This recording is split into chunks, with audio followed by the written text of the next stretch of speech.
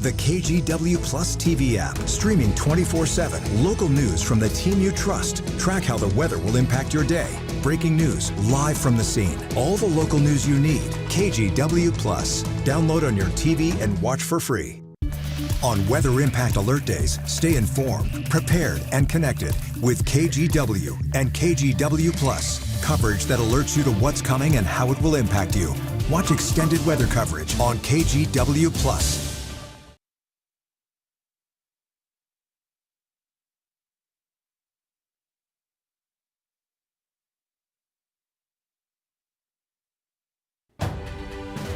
We are coming up on 7:59 on your Thursday morning commute. Live out in Hillsborough now, photojournalist Eric Patterson on the scene of yet another traffic alert. This is the very busy intersection of Zion Church and Glencoe Road. A couple of cars and a trailer there tangled up in a wreck. Right now you can see traffic is getting by, but very slowly. So give yourself some extra time to get around that. Also, in the Charbonneau area, northbound I-5, a wreck near the Boone Bridge. Looks like that's just cleared, but the northbound backup is out past Arndt Road. So you're going to need another maybe extra 15 minutes to get in from Marion County just to the Boone Bridge right now. Rod? All right, Chris, thank you. Good morning. Another beautiful clear sky start here in the valley. It will be another gorgeous day. Not quite as warm. 70s this afternoon instead of 80s. Salem, good morning. There's the state capitol, 53 degrees. Our live camera here in Portland, 54. Looking at the Rose City, I have a 66 at noon, getting up to about 73, and we're still tracking dry weather all the way through Sunday. Really nice. And then rain likely to start next week. Now at 8 o'clock, 2 crashes leave 1 woman dead and a 9-year-old child seriously injured. We'll have more details on both stories coming up. Plus, all of us are scared because we don't know where he's going. A Portland man is set to be deported this morning after he was arrested by federal officials last week. What his daughter is saying now to try to postpone his deportation. Then, the Department of Homeland Security is promising to increase security after a deadly shooting at an ICE field office in Dallas. I'm Alice Barr in Washington. Coming up, we'll have the latest on the investigation and the reaction from President Trump. and coming up a little later, for the first time in 24 years, the Mariners are AL West champions. Here comes the 1-2. Ball game! The Mariners win! Yep. Fans loving it. Last out of the game there a moment ago. We'll have more on last night's division clinching win as we kick off the 8 o'clock hour of Sunrise right now.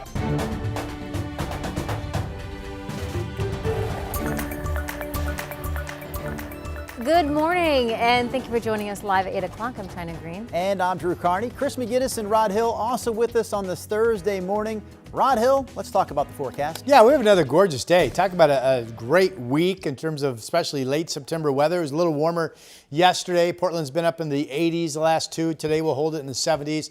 The beach, you were in the 60s yesterday. You'll be in the 60s again this afternoon. A little bit of shallow fog, but otherwise that's sunny blue over the Chinook Winds Casino Resort camera in Lincoln City. Portland could be a touch of some cloudiness just passing us at some point later this afternoon, but basically this is just another sunny day with very, very comfortable conditions. 54 right now, 66 degrees at noon. We'll get up to about 73 for a high temp later this afternoon. Here's Chris. Ron, thanks for that. We pick it up with that traffic alert in Hillsborough. Photojournalist Eric Patterson on the scene of this crash near the busy intersection of Glencoe and Zion Church Road. A couple of cars and a truck with a trailer there banged into one another in this intersection. No word on the extent of any injuries at this point, but traffic is really backed up, especially in that southbound commute coming off of Highway 26. So give yourself some extra time to get around that.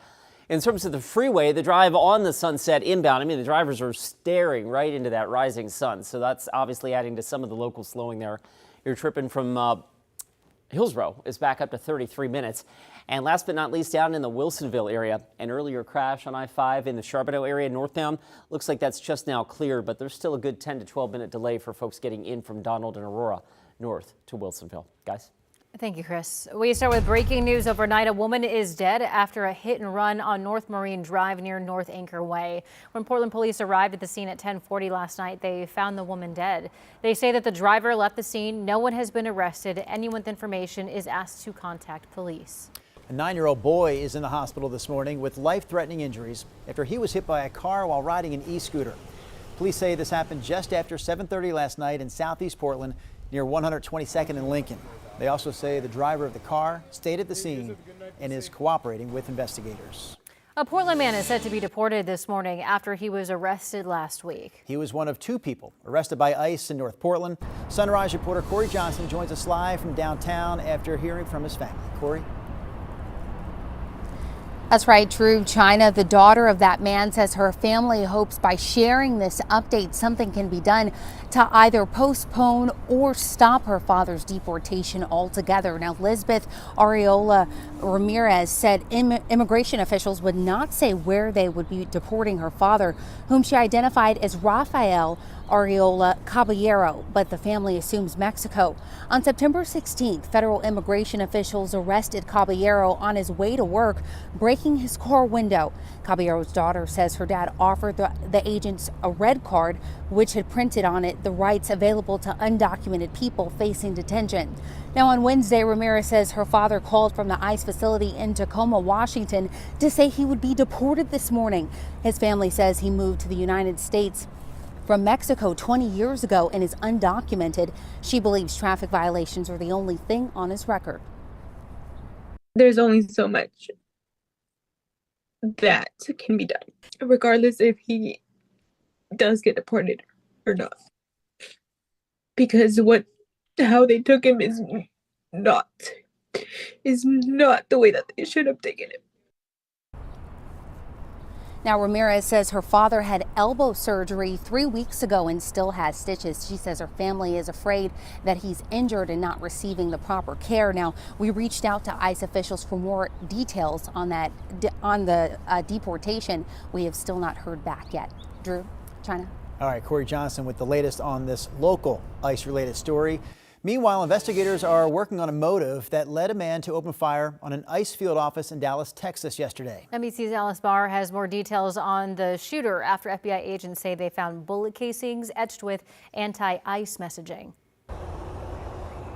This morning, growing questions and fallout from the deadly shooting at an ICE field office in Dallas, with top officials promising heightened security. Making sure that our ICE officers have the ability to operate safely. In fact, they've seen a 1,000% increase in violent attacks against them. A gunman on Wednesday firing from a nearby rooftop hit a transport van, killing a detainee inside it and critically wounding 2 others before taking his own life. No officers were hurt but are believed to be the target. Rounds that were found near the suspected shooter contain messages that are anti-ICE in nature.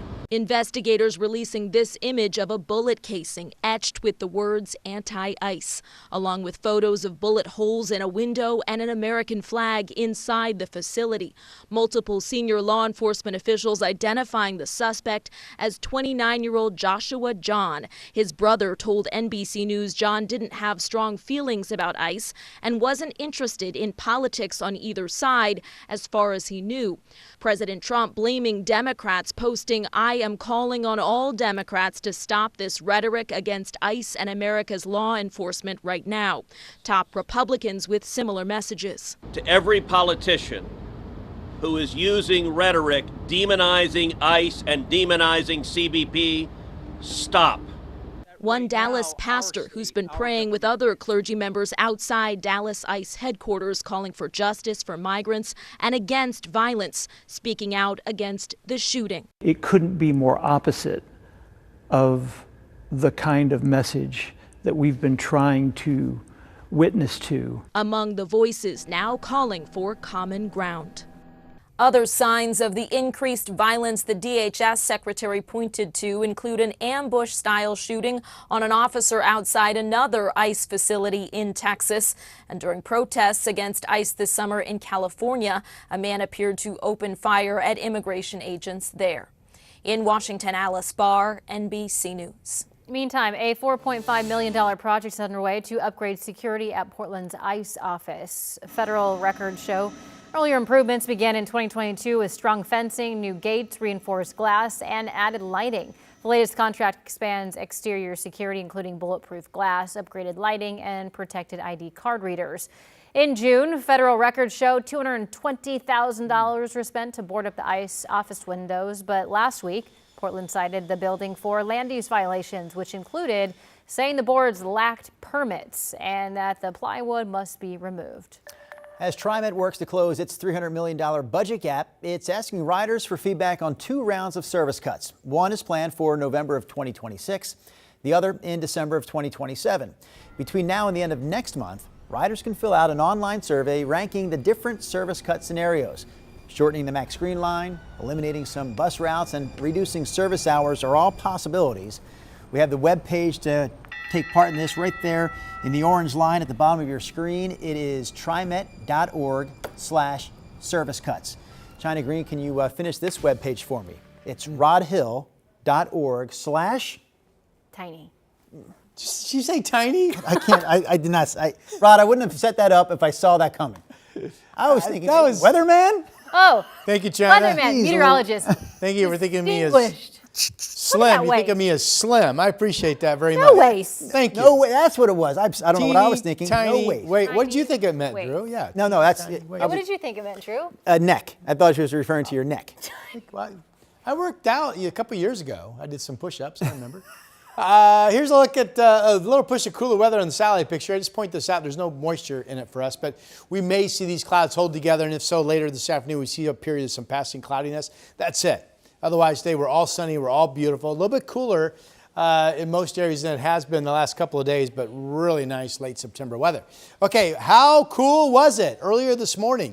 McMinnville, you got down to 46. Hillsboro, you dipped down to 47 degrees. Let's see here. Astoria got down to 44. Look at Tillamook. It was 37 degrees there in your valley this morning. That's chilly. All right, here we are live. You see a boat right there on the Columbia River. Such a pretty morning out there.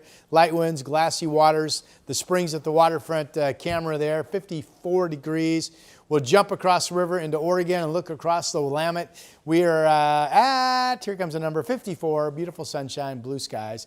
And it's clear up and down the entire valley. This is Willamette Valley Vineyards just south of Salem. In Turner off of I-5, clear skies there as well. Let's see here, 64 out in the Dalles. A reminder, it's 64 because you have some winds northwesterly to about 20.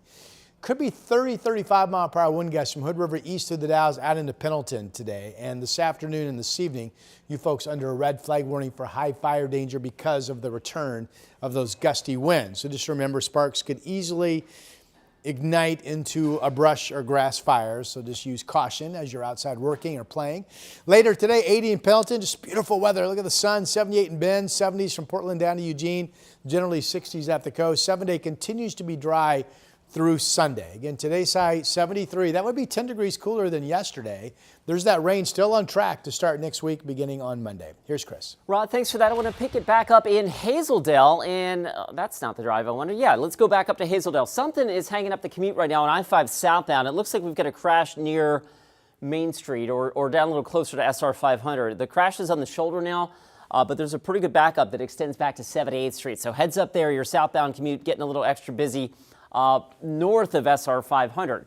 Once you get south of that, you still have about a 26-minute commute to get you down to the Fremont Bridge. So it's kind of thick right now. This is a look near Main Street, and you can see traffic is kind of plugged up on that side of town right now. All right, door number 3 takes us out to Hillsboro. Highway 26 inbound, you hit the brakes inside of Cornelius Pass Road, and then it's pretty slow from Bethany and the rest of the way into the Vista Ridge Tunnel. Door number 4, I think it's going to take us over to the Banfield. Yeah, I-84 westbound, of course, tight coming in from 82nd Avenue as well. Right now, it's just under 30 minutes to get you in from Troutdale. Drew? Thank you, Chris. That recommendation still stands that a moderate dose of acetaminophen is safe. Still ahead here on Sunrise, the president of OHSU weighing in here at KGW on this week's claim by the Trump administration linking Tylenol use during pregnancy to autism. Plus, if you want to go get a COVID shot, go get a COVID shot. COVID vaccines available here in Oregon and Washington after both states break away from federal recommendations. We'll let you know where you can get a shot after this.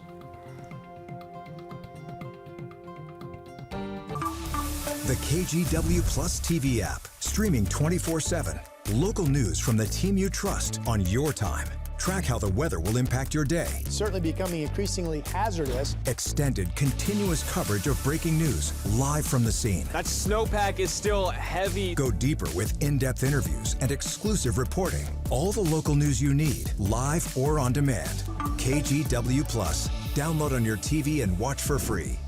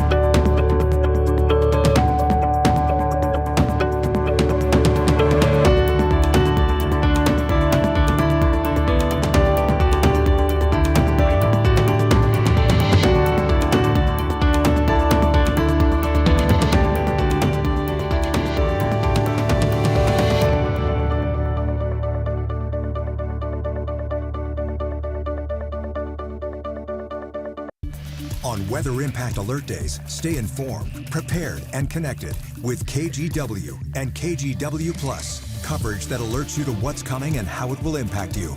Watch extended weather coverage on KGW Plus. The KGW Plus TV app, streaming 24/7. Local news from the team you trust. Track how the weather will impact your day. Breaking news live from the scene. All the local news you need. KGW Plus. Download on your TV and watch for free. This morning we're hearing from the president of OHSU, who says it's not changing its guidance on Tylenol use during pregnancy, despite President Donald Trump's claims of a link between using the drug while pregnant and autism. That recommendation still stands, that a moderate dose of acetaminophen is safe. But again, these are questions that are always evolving with the science. And so this is a clear signal to us to look into that question more. And again, we're really excited about that new grant from the NIH that's really looking into what leads to the best outcomes for children with autism after that diagnosis. He also says studies find no link between Tylenol use and pregnancy and autism, adding that the World Health Organization agrees. He advises pregnant patients with pain or fever to consult their doctor. The updated COVID vaccine is available to many local pharmacies, including Safeway, Albertsons, and CVS, which say there is no need for a prescription. KGW's Libby Dowsett has more after speaking to a pharmacist and Oregon's state health officer.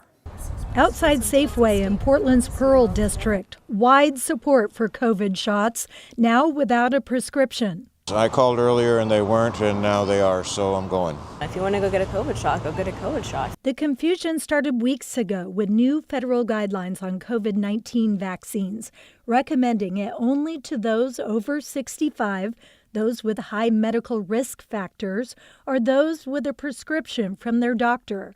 Many states responded to those changes by creating their own vaccine guidelines. As for West Coast states and Hawaii, anyone who requests a COVID-19 vaccine can now get one. It's still a continuing problem. It's not something that was just going to go away magically. Safeway and Albertsons say the new COVID vaccine is now available for children 7 years old and older. Those under the age of 7 will need to go to their pediatrician for the vaccine. An Albertsons pharmacist overseeing patient care services for Oregon and Washington says the guidelines are similar to previous years. No prescription required. Of course, it's inconvenient for them. And also confusion because they didn't understand because it wasn't required in the past. And I don't blame them at all. It's definitely something new. Doctors with the Oregon Health Authority are assuring patients that frustrations with delayed vaccines and confusing guidelines are over.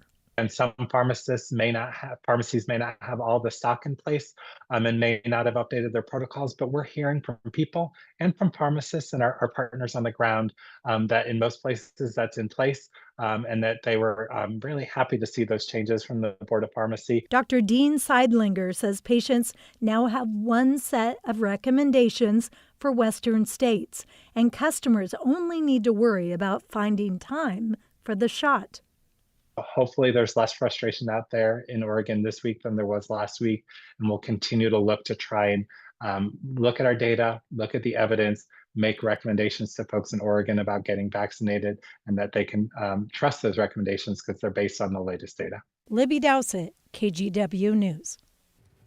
8:18 on your Thursday, coming to you with the meteorologist with the tiniest waist in town.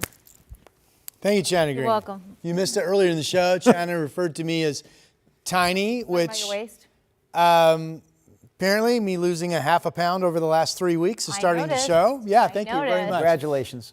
Appreciate it. Here's our red flag warning map. Haven't had this up in a while. Again, if you're new to our area, red flag warning is code for high fire danger, code for high fire danger. This is issued this time around pretty much strictly for west winds that'll be bouncing back up to about 35-mile-per-hour gusts this afternoon, this evening. This is up from about Hood River out through the Dalles and out into Pendleton. Relative humidity factors are low too, and it's just your reminder that it's one of those days if you're working with equipment or whatever you're doing outdoors, a spark could quickly ignite a grass or brush fire that could quickly spread with the gusty winds. And we haven't seen gusty west winds out in this area for a little while all of a sudden. So back to seeing that on this Thursday. Air quality numbers are good. I mean, the yellow is still moderate, but yesterday there were far more moderate reports in the morning than there were green, which is good. And today the good air quality is starting to take hold once again across much of Oregon, so thumbs up news there. Not seeing any wildfire smoke or haze here, just clear skies over the summit of Mount Hood, our Timberline camera, 57 degrees, and picking up that breeze here on the mountain as well. Northwest 12 gusting to about 18. That's definitely noticeable, right? Light winds down here in the valley and perfectly clear from the Reserve Vineyards and Golf Club in Aloha looking out to the west. 54. Here's the Chehalem tasting room. And we're looking out to the east. You can see Mount Hood. We got some equipment there working the vineyard, it looks like this morning. A live action shot. 48 is the temperature. Here are the other numbers. Been some cool spots. Astoria's 45. The coast also seeing sunshine this morning. It's 41 out in Baker City. And you can see where the wind is. 64, 60, and 61. These are all areas with elevated temperatures because of west breezes already picking up this morning. May or may not see just a touch of some high cloudiness coming in across our sky, or mid-level cloudiness a little bit later today with the push of some cooler weather. Yesterday 80s, today 83, still all dry through Sunday, and there's that rainy weather that we are still tracking on Monday, Tuesday, and Wednesday of next week. And now here is Chris McGinnis. Okay, Rod, thanks for that. Let's get you, well, we'll come back to that shot in a second. Got some new trouble right now on the Markham Bridge. I-5 northbound traffic now snarled a little bit here because of this wreck that's right past the 405 I-5 merge. You can see ODOT's got one of their incident responders there, so traffic is backing up past McAdam and actually a little thick back into the Twilliger curve. So you'll need a few extra minutes there as well. Okay, back to the sunset. I mean, the drivers here are literally staring at that blinding sun as they head eastbound on Highway 26. That's out near Bethany Boulevard right now. So the drive coming in from Hillsborough has jumped up to about 33 minutes at last check.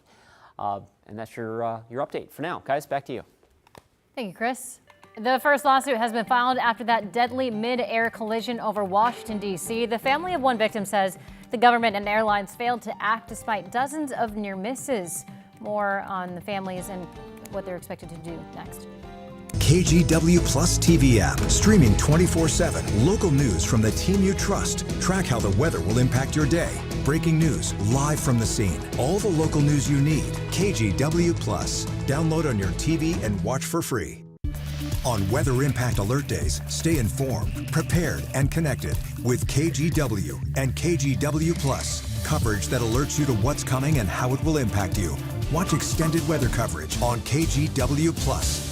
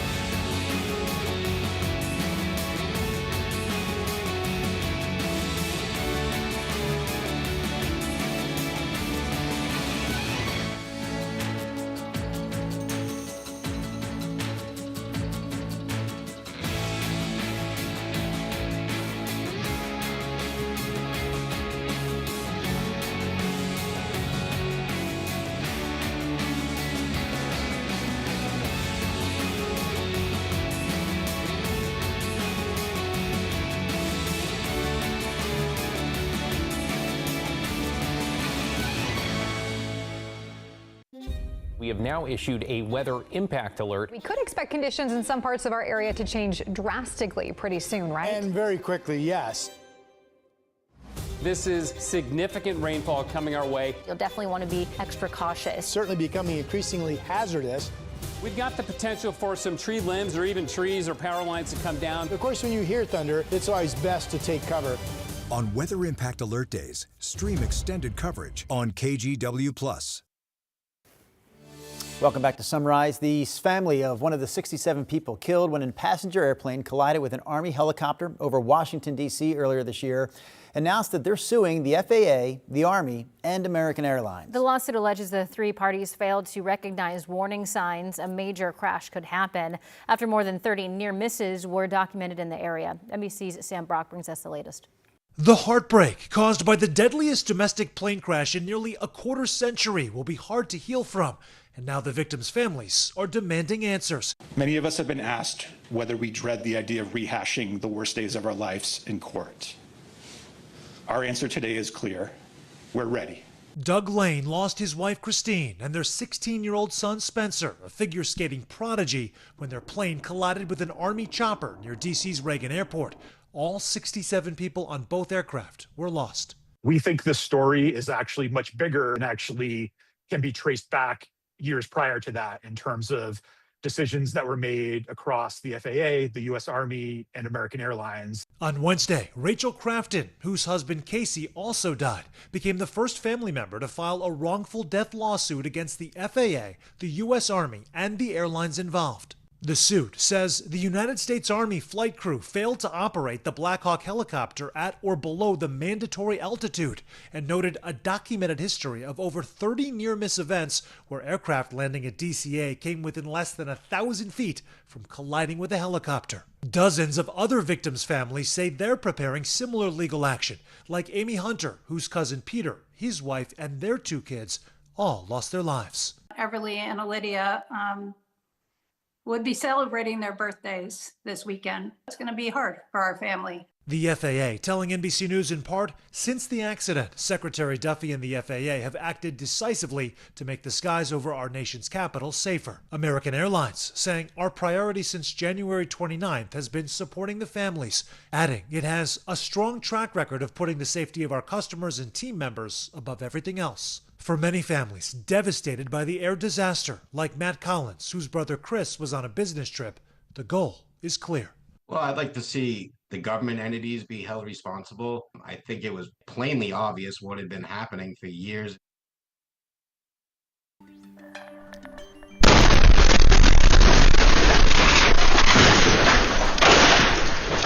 Coming up at 8:30, the new video that captures the moment a food cart exploded earlier this week in Southeast Portland. We're going to hear from some of the owners of carts in that pod who are left to pick up the pieces. Plus, students deserve better. Students deserve better. Teachers and other staff in the Reynolds School District say class sizes are already too big, and they're fighting to make sure more cuts in the district don't mean even larger classes. We'll hear from both sides in our next half hour. On Weather Impact Alert Days, stay informed, prepared, and connected with KGW and KGW+. Coverage that alerts you to what's coming and how it will impact you. Watch extended weather coverage on KGW+. The KGW Plus TV app, streaming 24/7. Local news from the team you trust. Track how the weather will impact your day. Breaking news live from the scene. All the local news you need. KGW Plus. Download on your TV and watch for free.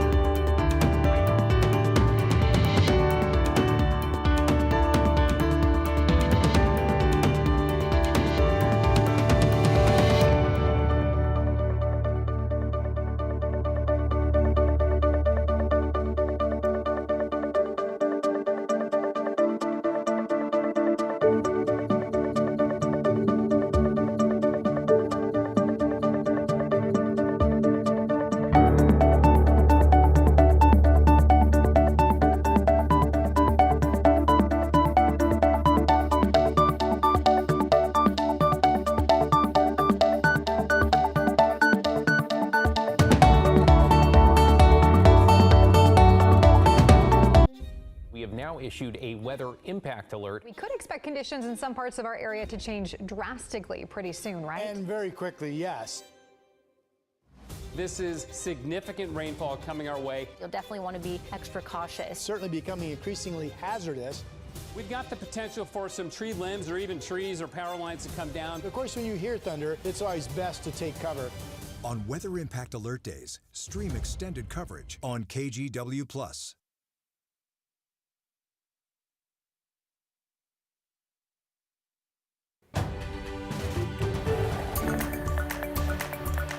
Good morning, I'm China Green. KGW has obtained new surveillance video that shows the explosion at a food cart pod in southeast Portland.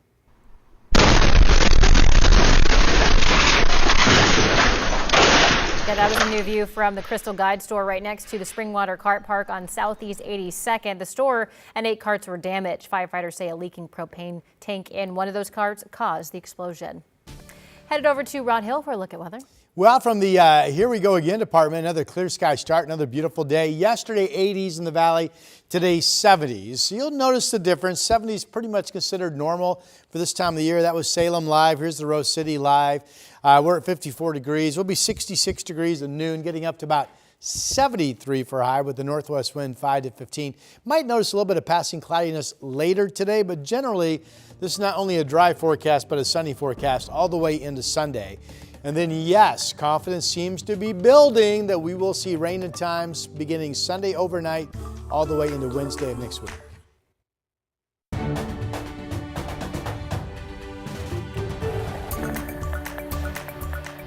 .30 half hour of the Sunrise Show, and we start this half hour with this. Archer Gallery at Clark College, showcasing the talent of the school's professors. A new exhibit features ceramics, photography, painting, and other forms of art that celebrate the work of those who teach art at the college. There's an opening reception for the exhibit this Friday from 2 to 4 and an artist talk coming up next month. You can check it all out for free, by the way, starting on Friday. Now, there's one thing there's 2 things I don't know that I wish I knew and learned more about. Art and wine. Okay. I don't know anything about either of those worlds. I sip the wine and I'm getting notes of asparagus. And then Asparagus? I go to these exhibits and I'm like, Do you taste the asparagus? Oh, yes, I think so. I have no idea. I find it so interesting, and I wish I've often thought that class. I've often thought too much is made about the wine when you drink it. You know, people talk about the tones and the notes and this Careful, and that. we're the home of about 500 vineyards here in Oregon. Bad, but can't I just drink and go, yeah, that's good? Yeah, I'm with you. I love the fact that the professors are kind of showing off. Yeah. Right? I mean, I'm sure the students will really enjoy seeing their work. Field trip. Clark College, here we go. Speaking My daughter of showing off. was at Clark College there for a couple of years. Here's a look at Chinookwa's Casino Resort camera in Lincoln City. We've got blue skies. We've got shallow fog down low. Basically, it's another gorgeous day. A little bit of cloudiness coming in later today, potentially from a little wave of cooler weather from the Pacific. But that's it. I mean, basically, for your planning purposes, just here we go again. More sunshine. Rose City, early morning number, 54 degrees, 66 at noon, 73 at 5 o'clock. Now, remember the last 2 days. It was 88, yesterday 83, today 73. But obviously still really comfortable and pretty close to normal, actually, for this time of the year as well. 73. Enjoy it. Here's the big map, completely dry. It will be about 80 out east. We have that red flag warning for gusty west winds producing increased fire danger from about Hood River through the Dalles. This shows 75 for you folks at 5 o'clock. Those westerlies will be gusting eventually to about 30, 35, and then those winds will continue out into Pendleton. So we'll be watching high fire danger in those areas. 70s though from Portland down to Eugene, and then 50s to about 60 degrees, mainly 60s at the coast. 7-day, no significant changes here, meaning we're all dry through Sunday, and for the most part sunny into Sunday. And then Sunday overnight, rain arrives. Looks to be a decent amount of rain potentially on Monday, Tuesday, Wednesday, and right now I have rain chances continuing on that Thursday that follows as well. Here's Chris. Sounds like fall. All right, let's pick it up on the north side of town. I want to take you back up to Clark County, actually. We had an earlier issue down near Main Street. Looks like that crash has cleared. There was a pretty good backup here about 15 minutes ago, but that too has flushed out. So we're in better shape on that side of town. That said, you cross the Interstate Bridge and drivers still have some work to do. 26 minutes is the total drive time in from Main Street. to the Fremont. Over on the west side, you need the sunglasses for sure. That inbound commute is staring right into the rising sun out near Bethany Boulevard. Also, I-5 near Capitol Highway, bumper to bumper, really all the way up through the Twilliger curves. Tripping from Wilsonville, guys, at last check, now almost 40 minutes. Back to you. Thank you, Chris.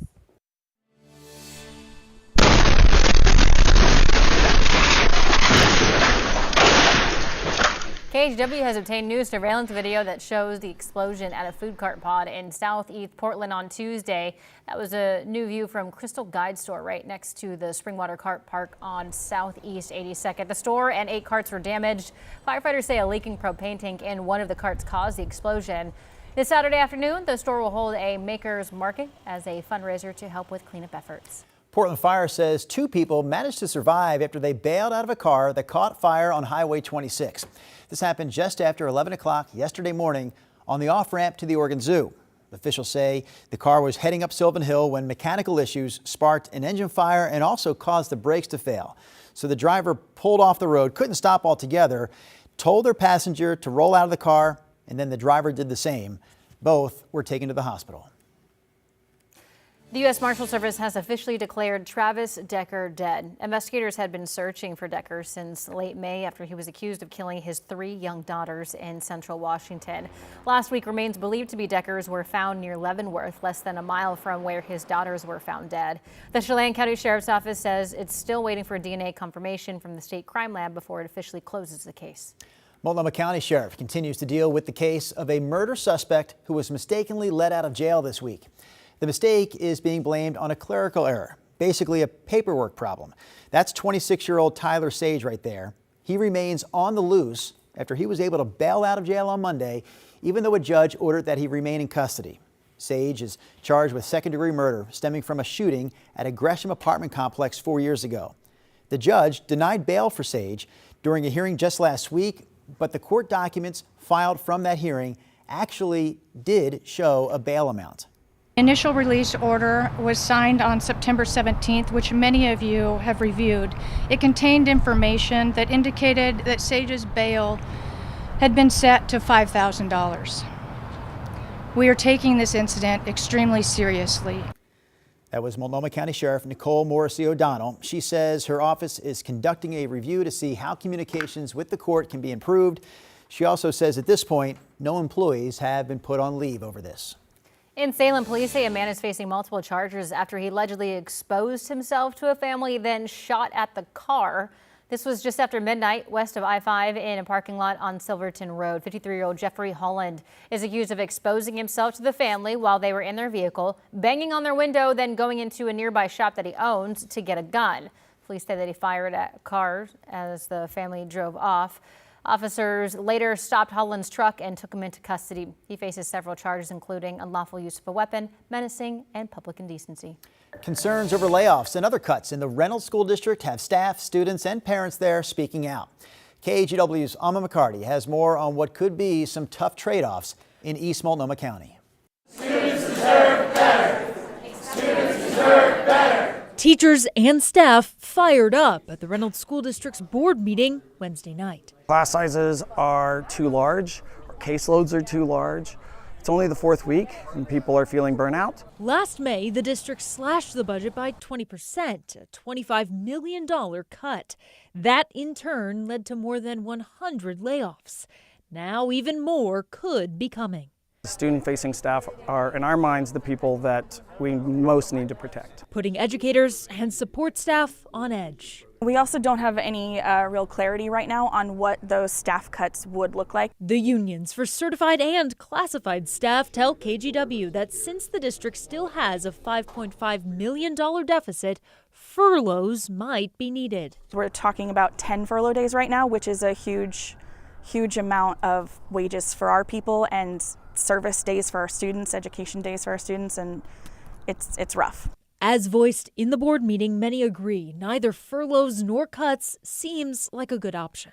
Reynolds School Board, you have fear, frustration, and confusion brewing within your school. Board members at the end of the meeting firing back and arguing that the district is bargaining with the unions in good faith. Federal funding for many of our educational programs is no longer being accounted for.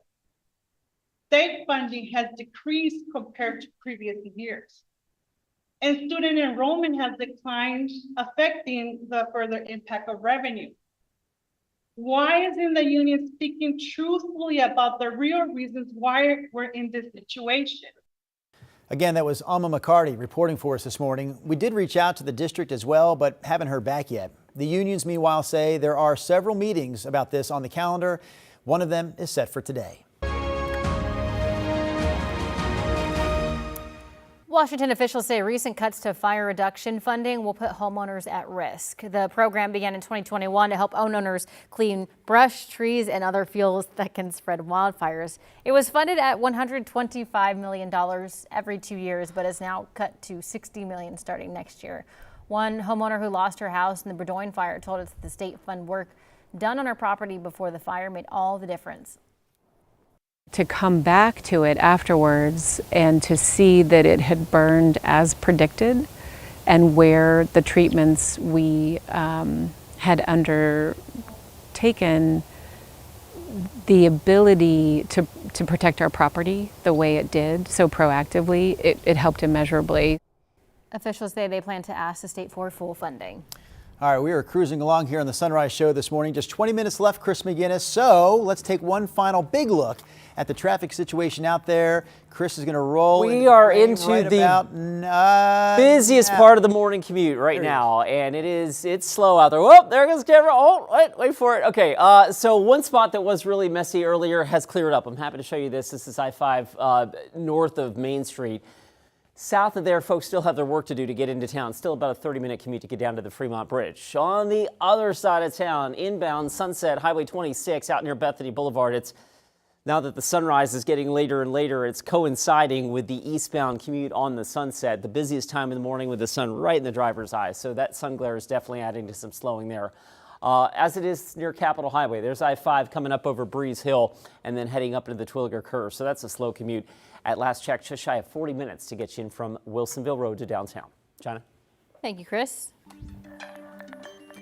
New this morning, Starbucks is shutting down dozens of locations, including its flagship Reserve Roastery in Seattle. Well, why the company says it's making the move as it also lays off nearly 1,000 employees. The KGW Plus TV app, streaming 24/7. Local news from the team you trust on your time. Track how the weather will impact your day. Certainly becoming increasingly hazardous. Extended, continuous coverage of breaking news live from the scene. That snowpack is still heavy. Go deeper with in-depth interviews and exclusive reporting. All the local news you need, live or on demand. KGW Plus. Download on your TV and watch for free.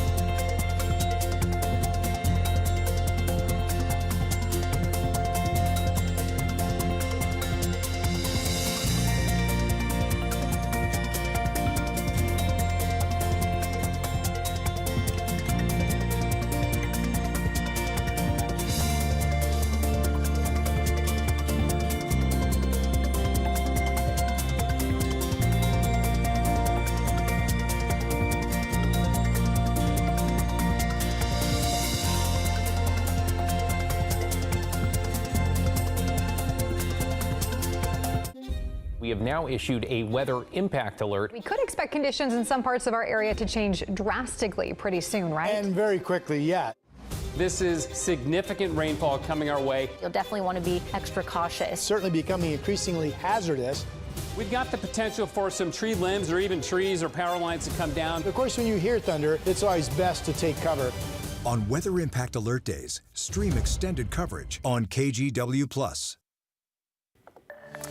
New this morning, Starbucks says it's closing 1% of its stores and laying off 900 employees, and that includes the Starbucks Reserve Roastery in Seattle, which appeared to be closed for good. The location was one of 6 Reserve Roasteries in the world.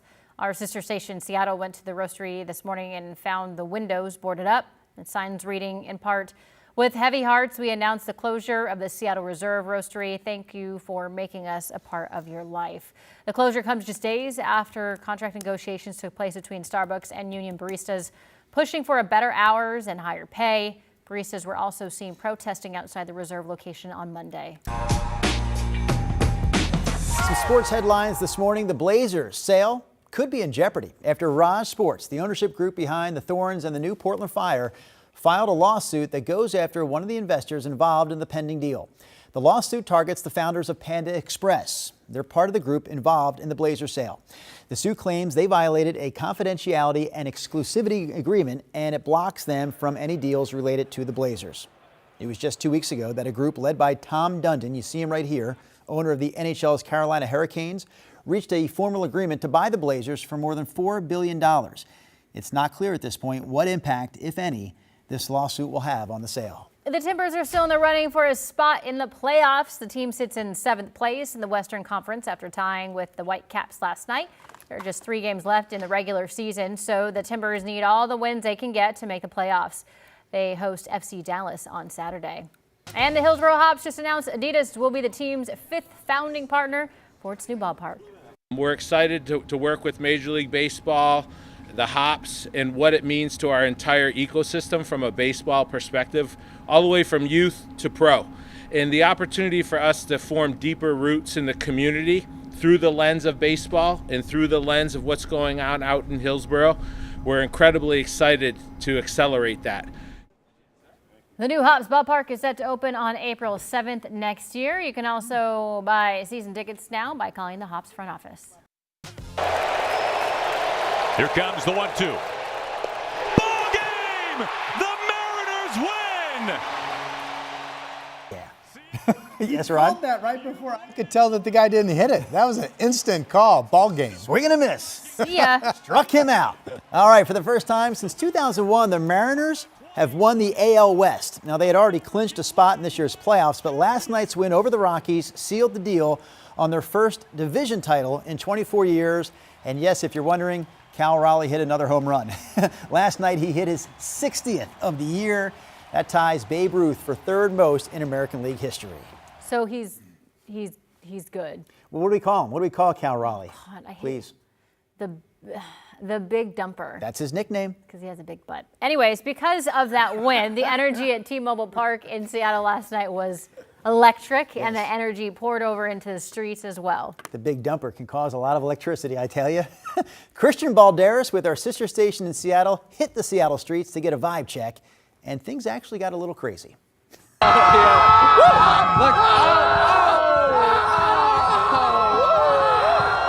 bit crazy out here.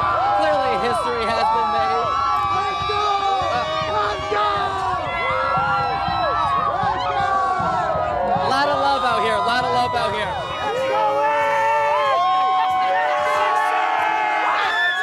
This is our time! What a way to start the game! 3 home runs!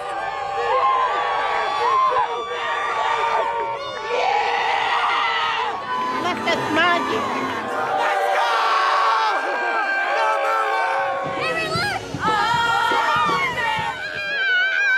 Lisa, pipe down. Oh my gosh. That was awesome. I feel like sports is the only time that you see this from men.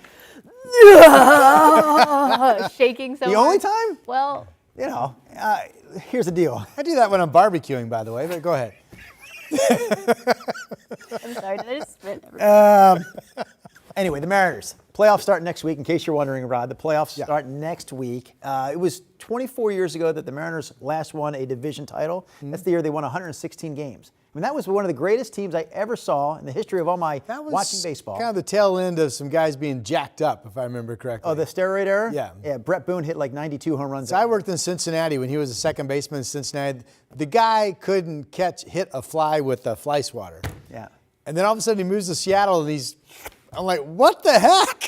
But we'll see. Hopefully this year turns out better than that one because, I felt like that team was destined to win a World Series, and they didn't even make it there. Yeah. So you follow baseball, Drew Carney. Do you think it. they're one of the truly a team that has a chance to make a run? There is no great team in baseball this year. I'll put it that way. I feel like so they have a chance. It's open. It's open to a lot of teams. Yes.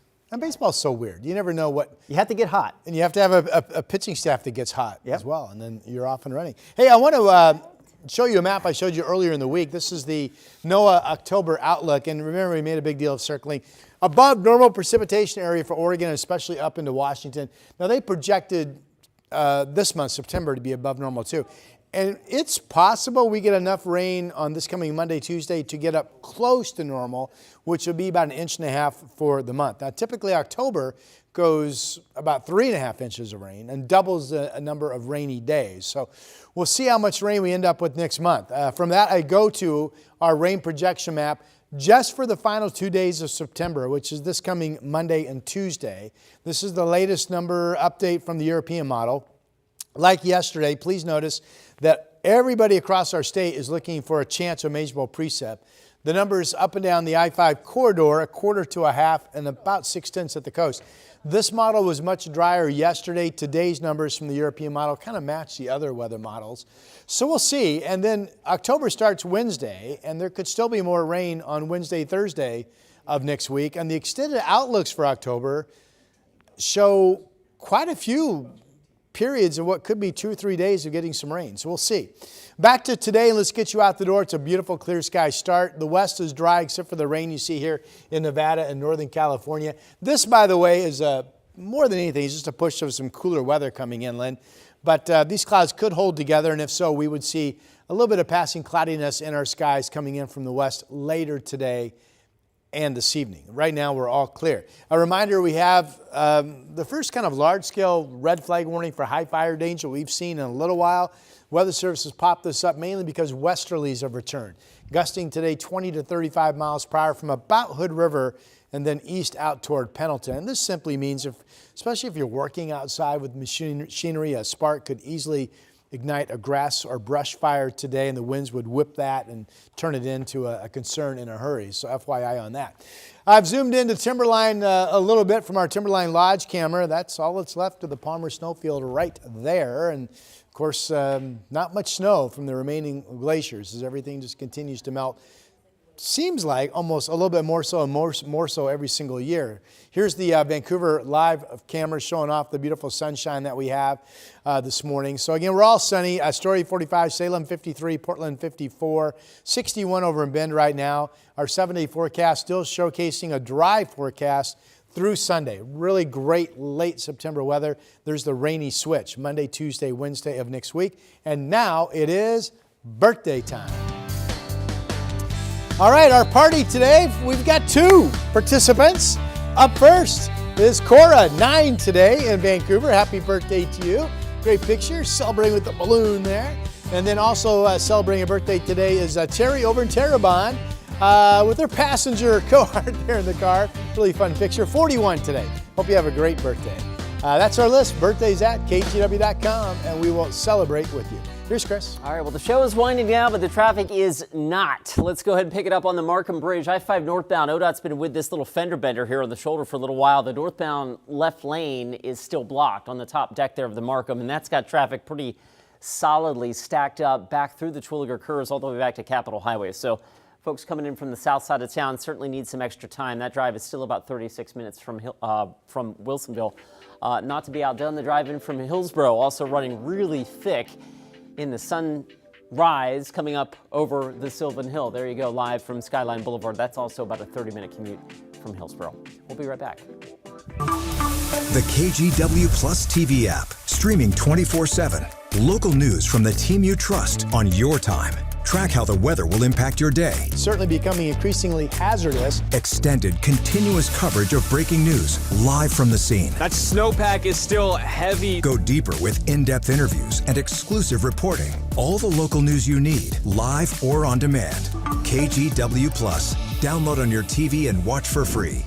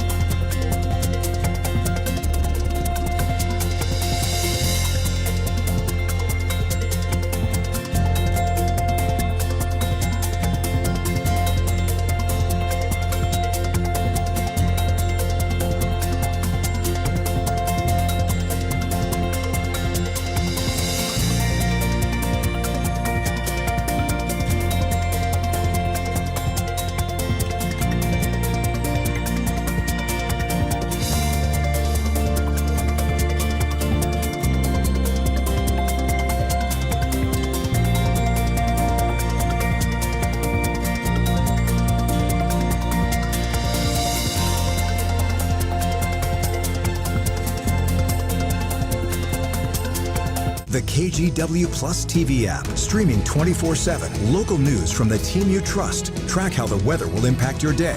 Breaking news live from the scene. All the local news you need. KGW Plus. Download on your TV and watch for free. On Weather Impact Alert Days, stay informed, prepared, and connected with KGW and KGW Plus. Coverage that alerts you to what's coming and how it will impact you. Watch extended weather coverage on KGW Plus. Well, yeah. Listen up, folks. Yeah. It's that time of year again in Alaska Katmai National Park. Rangers are tracking how much weight brown bears can pack on before their long winter naps begin. This has become our favorite segment on the Sunrise Show this week. It is Fat Bear Week. This is a thing. Yeah. It's a Fat Bear Week. And yeah, never mind us. This guy's yeah, on the prowl. look at this guy. I guess it's still dark in at his Alaska eyes, this time of day because it is a live look at the national park over there in Alaska where Fat Bear Week is all the rage. And you can take part. You can vote on your favorite fat bear. There it is. Yeah, I like this guy right here, actually. He's got some daylight. Charlie. Yeah. So Look at Charlie. What happened there? The Charlie can? The daylight just showed up? Yeah, I think the iris is adjusting to the early morning daylight hours. Yeah. Okay. So if you want to vote in this, it's like a bracket style situation, like March Madness. You can vote on biggest belly. You can vote on best comeback story by a fat bear. Or you can simply vote for your favorite one in the bunch. They've been doing this for a while now. Last year generated millions of votes. If you want to take part, you can check out explore.org. Yeah. Explore.org. Now we're just going to kind of settle in here and check out our bear who's on the hunt. Away with something here. Yeah, can he get one of those salmon? In the meantime, Rod, let us know about weather. Oh, darn it. Go ahead. Sorry, Rod. Boy, is this boring. All right. I mean, that was exciting. This is what's boring, looking at the 7-day compared to the fat bear. Next week will be interesting. 73 today, all dry again. Beautiful sunshine this morning. Still looks like we're dry through Sunday. Enjoy this great late September weather. And then growing confidence that we will indeed be wet for a number of days starting Monday of next week. All right, quick look at your drive times. Oh, that needs help. 40 minutes to get you in from Wilsonville. Yeah, not pretty. Traffic slow, our show is fast, and it is over. Until tomorrow, my friends, good day.